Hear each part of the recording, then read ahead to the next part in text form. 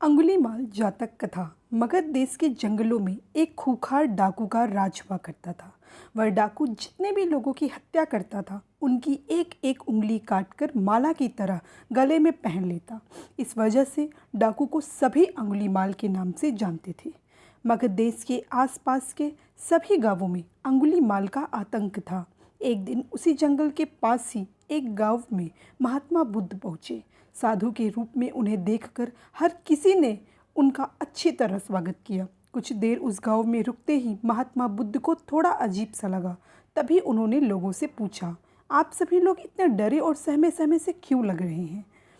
सबने एक एक करके अंगुलीमाल डाकू द्वारा की जा रही हत्याओं और उंगली काटने के बारे में बताया।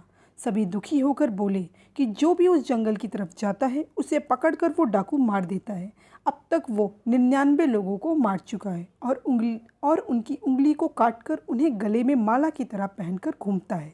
अंगुलीमाल के आतंक की वजह से हर कोई अब उस जंगल के पास से गुजरने से भी डरता है। इन सभी बातों को सुनने के बाद भगवान बुद्ध ने उसी जंगल के पास जाने का फैसला ले लिया। जैसे ही भगवान बुद्ध जंगल की ओर जाने लगे तो लोगों ने कहा कि वहाँ जाना खतरनाक हो सकता है। वो डाकू किसी को भी नहीं छोड़ता। आप बिना जंगल गए ही हमें किसी तरह से उस डाकू से छुटकारा दिलवा दीजिए। भगवान बुद्ध ने सारी बातें सुनने के बाद भी जंगल की ओर बढ़ते रहे। कुछ ही देर में बुद्ध भगवान जंगल पहुँच गए। जंगल में महात्मा के भेष में एक अकेले व्यक्ति को देखकर अंगुलीमाल को बड़ी हैरानी हुई। उसने सोचा कि इस जंगल में लोग आने से पहले कई बार सोचते हैं, आ भी जाते हैं तो अकेले नहीं आते और डरे हुए होते हैं। ये महात्मा तो बिना किसी डर के अकेले जंगल में घूम रहा है। अंगुलीमाल के मन में हुआ कि अभी इसे भी खत्म करके इसकी उंगली काट लेता हूँ। तभी अंगुलीमाल ने कहा, अरे आगे की ओर बढ़ते हुए कहाँ जा रहा है? ठहर भी तो जा जरा। भगवान बुद्ध ने उनकी बातों को अनसुना कर दिया।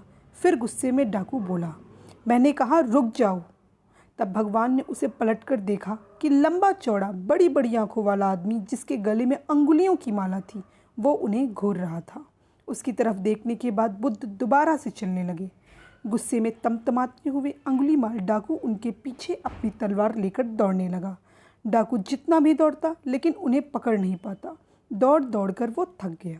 उसने दोबारा कहा, रुक जाओ वरना मैं तुम्हें मार दूंगा और तुम्हारी उंगली काटकर मैं 100 लोगों को मारने की अपनी प्रतिज्ञा को पूरी कर लूँगा।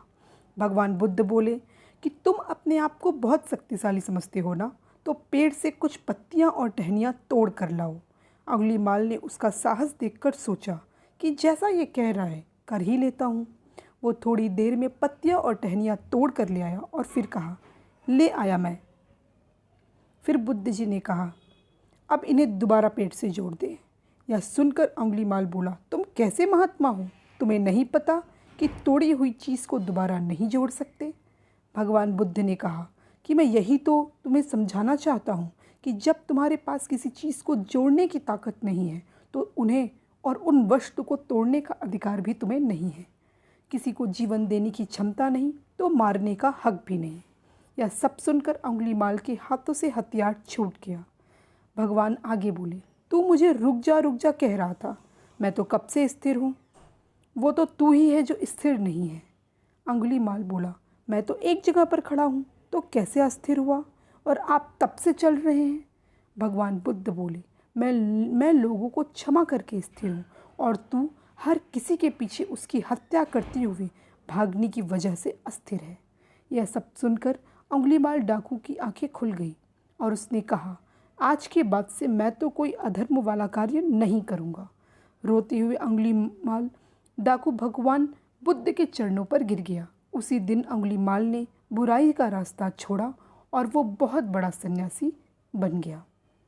ऐसे ही कहानियों को सुनने के लिए, देखने के लिए हमारे वीडियो को सब्सक्राइब करें।